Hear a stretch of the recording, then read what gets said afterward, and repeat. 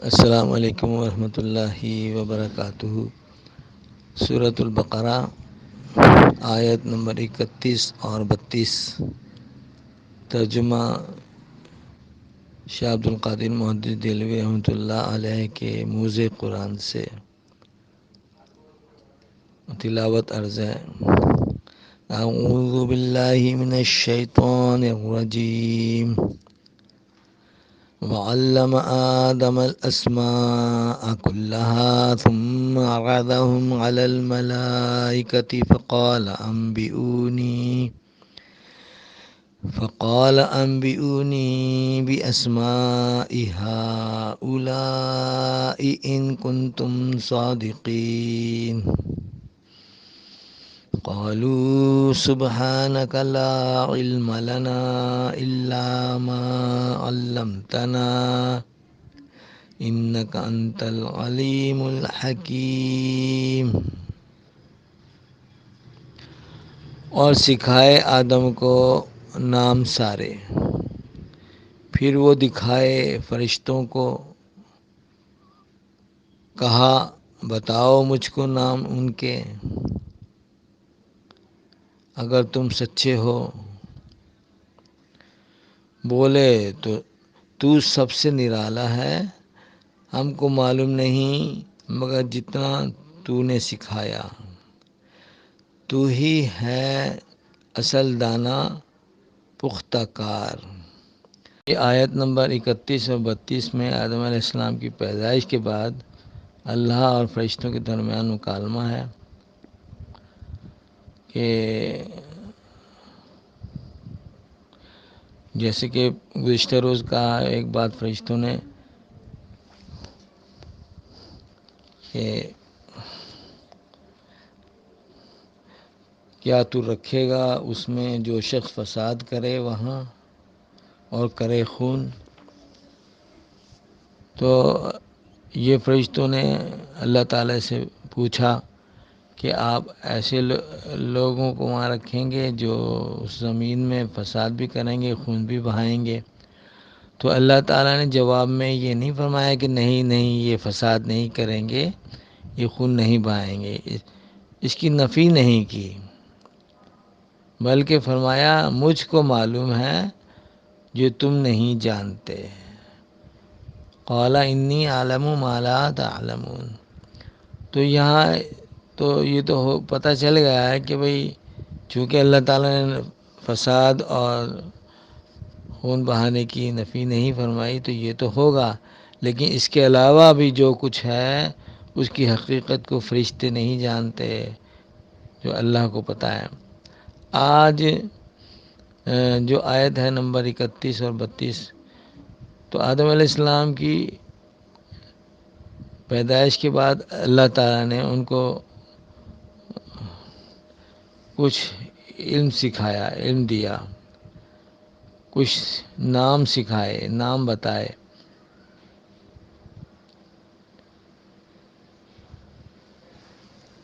وہ نام سے مراد کیا ہے؟ ایک طرح کی ٹرمینالوجی بتائی،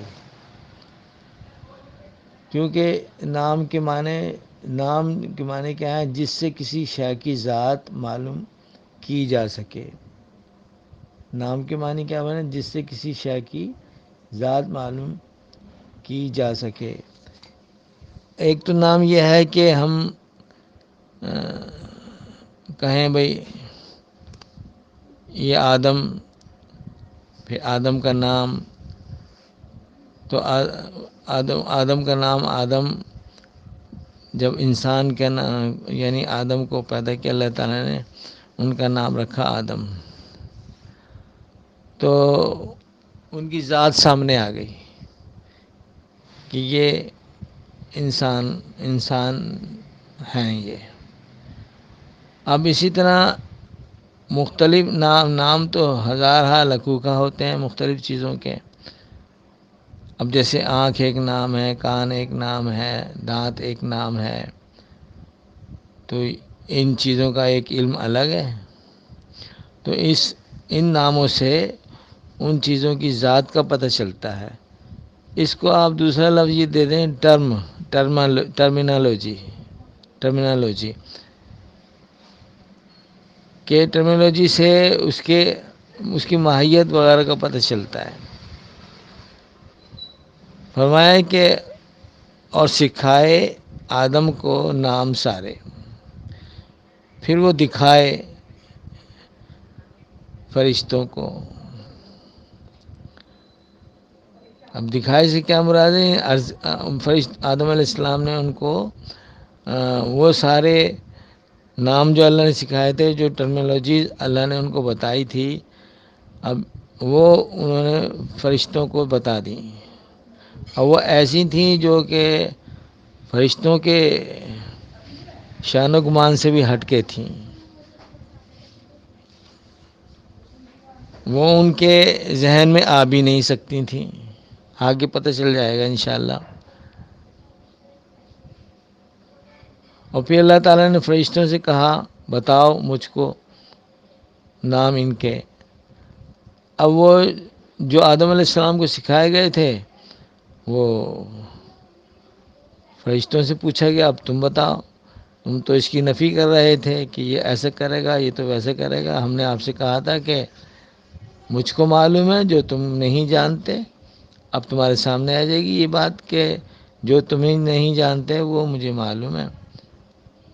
تو اللہ تعالیٰ نے کہا بتاؤ مجھ کو نام ان کے اگر تم سچے ہو.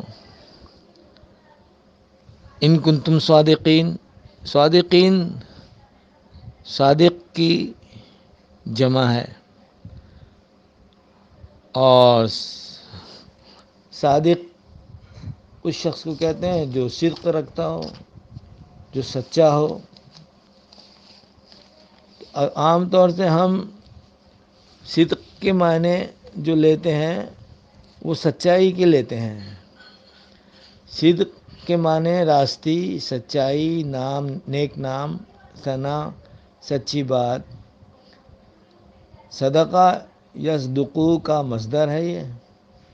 اس کے معنی لغت میں سچ کہنے اور سچ دکھانے کے ہیں. تو صادق یا صادقین جو ہے وہ نہ صرف سچ بولتا ہے بلکہ کر کے بھی دکھاتا ہے. ہم صرف یہ نہیں کہ ہم یہ سمجھیں گے بھئی یہ صادق جو ہے جو وہ صرف سچ ہی بولتا ہے، بلکہ اس میں عمل بھی شامل ہے. اس لیے اللہ تعالیٰ نے فرشتوں سے فرمایا کہ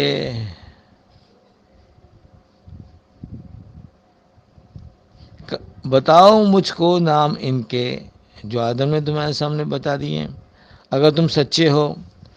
تو یہ جو لفظ آیا نا، اس سے انسان سوچتا ہے کہ اللہ تعالیٰ فرشتوں کو کہہ رہے ہیں اگر تم سچے ہو. اب چونکہ فرشتوں نے نہیں بتایا تو کیا نہ گویا کہ وہ تو پھر جھوٹے ہو گئے. نہیں، یہاں پہ اس معنی کی مراد نہیں ہے، سچائی کے معنی میں نہیں ہے، بلکہ سچ کر دکھانا یا نہ سچ دکھانا. سچ کر کے نہ دکھانا یا سچ کر کے دکھانا. تو اللہ تعالیٰ نے کہا اگر تم سچ کر کے دکھا سکتے تو سچ کر کے دکھا دو. یہ مطلب نہیں تھا کہ اگر نہیں دکھاؤ گے سچ کر کے تو تم جھوٹے ہو جاؤ گے. یہ صرف قول ہی نہیں تھا، یا فعل کی بات ہو رہی تھی. یہ جو بات ہوئی ہے وہ ان کنتم صادقین، اگر تم سچے ہو، یعنی اگر تم اپنے فعل میں صدق دکھا سکتے ہو تو دکھا دو. اور کر کے دکھانا ایک الگ چیز ہے، اور سچ کہنا جو ہے ایک الگ چیز ہے. سچ اگر آدمی نہیں کہتا ہے، اس کے خلاف کہتا ہے تو وہ جھوٹا کہلاتا ہے. لیکن اگر سچ نہیں کر کے دکھایا تو وہ اس کام کا اہل نہیں ہے. یہ کہا زیادہ سے زیادہ یہ کہا جا سکتا ہے. یہ نہیں کہا جا سکتا کہ یہ جھوٹا ہے. اگر تم سچے ہو، یعنی کہ اگر تم اس بات کو کر کے دکھا دو تو تم صادقین میں ہو. ان کنتم صادقین. پھر فرشتوں نے جواب دیا قالوا سبحانک لا علم لنا الا ما علمتنا. بولے تو سب سے نرالا ہے، ہم کو معلوم نہیں مگر جتنا تو نے سکھایا. یعنی کہ ہم اس کو ہم سچا کر کے کیسے دکھائیں؟ ہم تو سچ تو بول سکتے ہیں، لیکن اس کو عملی طور پہ ہم نہیں دکھا سکتے، اس لیے کہ تو نے ہمیں سکھایا نہیں۔ آپ نے اوپر فرمایا اور سکھائے آدم کو نام سارے، اور سکھائے آدم کو نام سارے۔ تو فرشتوں نے جواب دیا ہے کہ ہم کو تو معلوم نہیں مگر جتنا تو نے ہم کو سکھایا، ہمیں اسے اتنا ہی معلوم ہے جتنا تو نے ہمیں سکھایا۔ اب یہاں اشکال پیدا ہوتا ہے کہ جب اللہ تعالیٰ نے فرشتوں کو نہیں سکھایا تو پھر اللہ تعالیٰ ان سے کیوں کہہ رہا ہوگا ان کنتم صادقین؟ اس میں تو فرشتوں کی کوئی خطا نظر نہیں آ رہی۔ یہ تو آدم کو سکھایا تو آدم نے بتا دیا، اگر وہ فرشتوں کو سکھاتے تو فرشتے بھی بتا دیتے کر کے۔ نہیں، یہ جواب اس کا صحیح نہیں ہے، بلکہ یہ ہے کہ ہر چیز کی ایک انتہا ہوتی ہے اور ایک ابتدا ہوتی ہے۔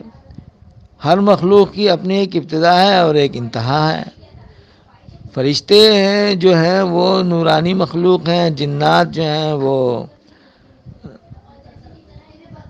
ناری مخلوق ہیں، اور انسان خاکی مخلوق ہے۔ تو اس میں ایک انگریزی کا لفظ آتا ہے پراپرٹی، یعنی کہ فرشتوں کی پراپرٹی الگ ہے، جنات کی الگ ہے، انسانوں کی الگ ہے پراپرٹی، یعنی سب کی حقیقت بالکل الگ الگ ہے۔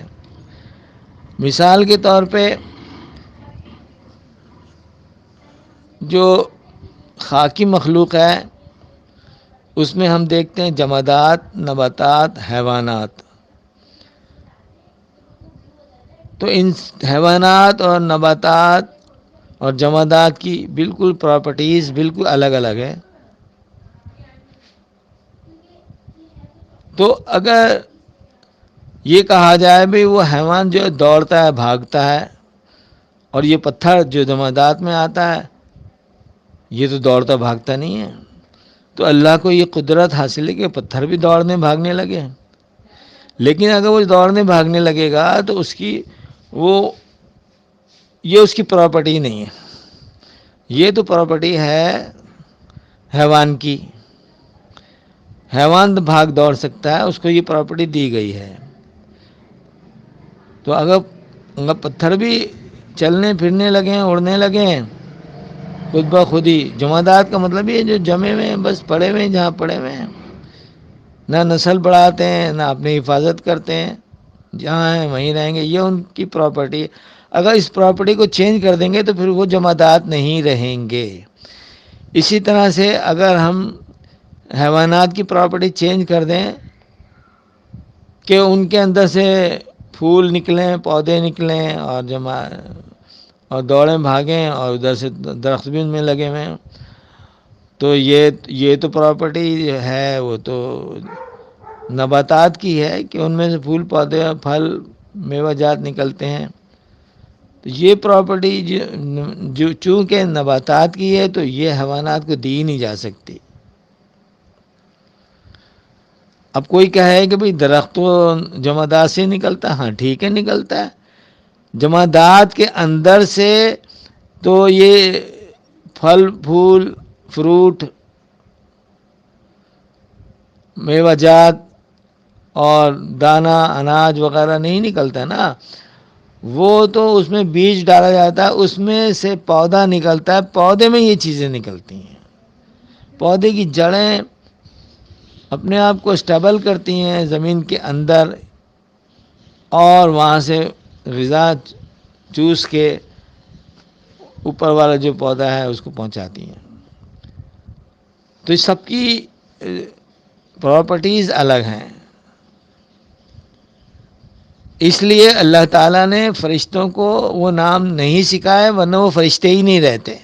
مثال کے طور پہ محبت، نفرت، بغض، عداوت، یہ فرشتوں کی پراپرٹی ہے ہی نہیں۔ شہوت، اب اگر فرشتوں کو نام بھی بتا دیا ہے یہ شہوت ہے، یہ فلاں ہے، یہ فلاں ہے، تو وہ اس کو سمجھ ہی نہیں سکتے، لیکن انسان سمجھ جائے گا۔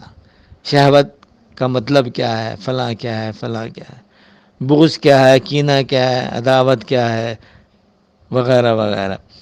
تو اس لیے اللہ تعالیٰ نے فرشتوں سے کہا کہ انی اعلم ما لا تعلمون، مجھ کو معلوم ہے جو تم نہیں جانتے، کہ اس میں ہم نے محبت، ایثار، فروتنی، قربانی، عشق اور دیگر ہم نے اس میں خصوصیات رکھی ہیں، وہ تمہارے لیے مخصوص ہو ہی نہیں سکتی۔ تو اس کی سمجھ صرف آدم کو ہی ہوگی۔ اگر ہم آپ کو بتا بھی دیں تو آپ کی سمجھ میں نہیں آئے گا۔ تو کوئی کام اگر کسی کے جیسے درخت کے آگے یا بھینس کے آگے بین بجاتے رہو تو اس کو تو اس بین کا سرور آئے گا ہی نہیں۔ تو یہ جس میں وہ اس چیز کی خصوصیات ہوتی ہیں، وہی وہ چیز سمجھ سکتا ہے۔ اسی لیے ہر اسٹوڈنٹ ایک جیسا نہیں ہو سکتا، ان کے اندر الگ الگ صلاحیتیں ہوتی ہیں، اس لیے وہ الگ الگ علم بھی حاصل کرتے ہیں، اور جن کی جو صلاحیتیں زیادہ ہوتی ہیں اگر اس کے بڑے سمجھ لیں تو اور اسی لائن میں ڈال دیں تو وہ جلدی ترقی کرتا ہے۔ اور اگر اس میں ایک چیز کی صلاحیت نہیں ہے تو آپ اس کو لگا دیں، مثال کے طور پہ قوت حافظہ ایک بچے میں نہیں ہے، آپ اس کو حفظ پہ لگا دیں اور وہ برساں برس گزار دے گا، اور استاد بھی پریشان بھی ہوگا اور اپنی جان چھڑانے کے لیے ایک دن اس کے سر پہ پگڑی رکھ دے گا، لیکن بعد میں وہ بچہ کبھی بھی تراویح نہیں سنا سکے گا، وہ وقت ہی ضائع ہوگا اس کا۔ تو یہ دیکھا جاتا ہے کہ اس میں کیا کیا خصوصیات ہیں، اس کے مطابق ان کو سکھایا جاتا ہے۔ تو یہ جو ایک لفظ، اور اس میں ہم آپ کو بتاتے چلیں ساتھ ساتھ علم کے معنی، علم جو ہے دانش، جاننا، علیمہ یعلم، یہ علیمہ یعلم کا مصدر ہے۔ علم کہتے ہیں یقین کو، نیز علم کے معنی معرفت کے اور معرفت کے معنی علم کے بھی آیا کرتے ہیں۔ علم کا حصول اگرچہ کسب کی بنا پر ہوتا ہے، علم کا حصول اگرچہ کسب کی بنا ہوتا ہے، یعنی اس کو حاصل کیا جاتا ہے تو علم آتا ہے۔ علم کا حصول اگرچہ کسب کی بنا پر ہوتا ہے، مگر یہ کسب جہالت کے بعد ہی ہوتا ہے۔ یعنی کوئی شخص اپنے آپ کو جس چیز کو نہیں جانتا، اب اس کی تگ و دو کرتا ہے تو وہ آ جاتا ہے، تو پہلے وہ جاہل تھا جبھی تو آیا اس کو۔ دوسری طرف ہم کہتے ہیں کہ علم جو ہے وہ اللہ کی صفت ہے، ولیکن ذات باری تعالیٰ جہل و اکتساب سے منزہ ہے، کیونکہ جو کچھ ہو چکا اور جو کچھ آئندہ ہوگا وہ سب اس تعالیٰ کی مخلوق ہے۔ مطلب یہ ہے کہ جو کچھ بھی، جو شے بھی بنی ہے یا بنے گی، وہ اللہ کی مخلوق ہے نا۔ جو وہ مخلوق ہے تو اس کا علم تو خود بخود اللہ کو ہے۔ اب یہ تھوڑی ہے کہ کوئی چیز بن گئی جیسے کہ انسان کرتے ہیں کہ وہ کسی چیز پہ تجربات کرتے ہیں، پھر معلوم کرتے ہیں یہ تھا، وہ تو وہ تھا، یہ زمین کتنے عرصہ کتنے سال پرانی ہے، وہ کتنی چیز، یہ کیا چیز ہے، وہ پہلے نہیں جانتے، تجربات و مشاہدے سے پھر وہ کچھ نتائج اخذ کرتے ہیں، جو بھی وہ ہمیں بتا دیں ہمیں اس پہ یقین کرنا پڑ جاتا ہے۔ لیکن اس سے پہلے خود بھی وہ جہل میں ہی پڑے ہوئے تھے، یا ان کو پتہ نہیں تھا یہ کیا ہے۔ جب انہوں نے تجربات کیے تو پھر وہ کوئی ہمارے سامنے نتائج لے کے آتے ہیں۔ تو یہ جو بھی مخلوق ہے وہ تو اللہ کے مرضیات کے مطابق وجود میں آتی ہے یا نہیں آتی، یا آنے سے پہلے اس کے آثار نمایاں ہونے لگتے ہیں، ان سب کا علم اللہ کو معلوم ہے۔ یہ سب مخلوق تو بظاہر ہے کہ اللہ کا علم ہر شے پر محیط ہے، اس تعالیٰ کو یہاں تک علم ہے کہ جو کچھ ہونا ہے وہ اس کی مخلوق ہے، اور اس کے وجود کے آثار کا علم اللہ کو ہے، یعنی وجود کا بھی اور وجود کے آثار کا بھی علم ہے اللہ کو۔ اس سے بڑھ کر یہ کہ جو نہ ہوگا اس کے متعلق بھی اس کو علم ہے کہ اگر وہ ہوتا تو کیوں کر ہوتا، اور یہ جو نہ ہوا تو اس کی مرضی سے نہیں ہوا، اور اس کی مثالیں ہیں۔ علم اللہ کی ایک صفت قدیم ہے جو کسی وجود کے آثار سے بھی قبل علم الہی میں ہے، لہذا جہل کا ہونا اس کے حق میں محال ہے۔ وہ علم جو جہل کے بعد آتا ہے وہ مخلوق کا علم ہوتا ہے، لہذا اللہ سبحانہ و تعالی ما سوا اللہ کے ہر شے کی حقیقت اور اس چیز کے وجود ہی سے نہیں بلکہ اس کے آثار سے بھی قبل اس کو جانتا ہے۔ آگے ہم دیکھتے ہیں کہ اللہ نے جیسے کہ فرمایا، فرشتوں نے کہا اللہ نے فرشتوں سے کہا ان کنتم صادقین، اگر تم سچے ہو، اگر تم کر دکھا سکتے ہو تو دکھا دو۔ تو فرشتوں نے بولا قالوا سبحانک لا علم لنا الا ما علمتنا۔ تو فرشتوں کا جو علم ہے وہ مخلوق ہے، جو اللہ نے ان کو دے دیا۔ اس سے پہلے وہ جاہل تھے، علم آنے کے بعد پھر وہ اس کے جاننے والے بن گئے۔ قالوا سبحانک لا علم لنا الا ما علمتنا، ہم کو معلوم نہیں، یعنی ہم تو جاہل تھے، ہم کو معلوم نہیں مگر جتنا تو نے ہمیں سکھا دیا، جتنا تو نے ہمیں سکھایا۔ تو ہی یہ اصل دانا پختہ کار، انک انت العلیم الحکیم۔ یہاں فرشتوں نے اپنی نفی کی اور اللہ تعالیٰ کو علیم الحکیم فرمایا۔ تو علم کے معنی علیم آپ کے سامنے آ چکے ہیں۔ اب حکمت کے معنی تھوڑا سا دیکھ لیجئے۔ حکیم کہتے ہیں حکمت والے کو۔ حکمت دانش، سمجھ، علم، پکی باتیں، تدبیر، علم و عقل کے ذریعے حق بات کے دریافت کر لینے کا نام حکمت ہے۔ علم و عقل کے ذریعے حق بات کے دریافت کر لینے کا نام حکمت ہے۔ آیات شریفہ میں یعلمہم الکتاب والحکمہ، قرآن میں سورہ جمعہ میں بھی یہ آیت ہے، یعلمہم الکتاب والحکمہ، ان کو سکھاتا ہے کتاب اور عقل مندی۔ حکمت سے ایک مراد علم نبوت ہے۔ حکیم کا مطلب یہ ہوا کہ انبیاء کو جب ہم اللہ کو حکیم کہیں گے تو وہ انبیاء علیہ السلام پہ نبوت کا علم اتارتا ہے، نازل کرتا ہے وحی کے ذریعے سے۔ اور جب ہم کسی نبی سے منسوب کریں گے، جیسے سورہ جمعہ میں ہے کہ ان کو سکھاتا ہے کتاب اور عقل مندی، تو یہاں رسول اللہ صلی اللہ علیہ وسلم کے لیے بتایا جا رہا ہے کہ ان کو سکھاتا ہے کتاب اور یہ سورہ جمعہ کی آیت نمبر 3 ہے یا 2 ہے۔ حکمت سے ایک مراد علم نبوت۔ حکیم کا مطلب یہ ہوا کہ انبیاء کو علم الکتاب اور عقل مندی دینے والا، یا علوم نبویہ اور عقل مندی دینے والا، پھر اس کے بعد صدیقین اور اولیاء اللہ کو علوم نبوی بقدر استعداد عطا کرنے والا حکیم یعنی اللہ ہے۔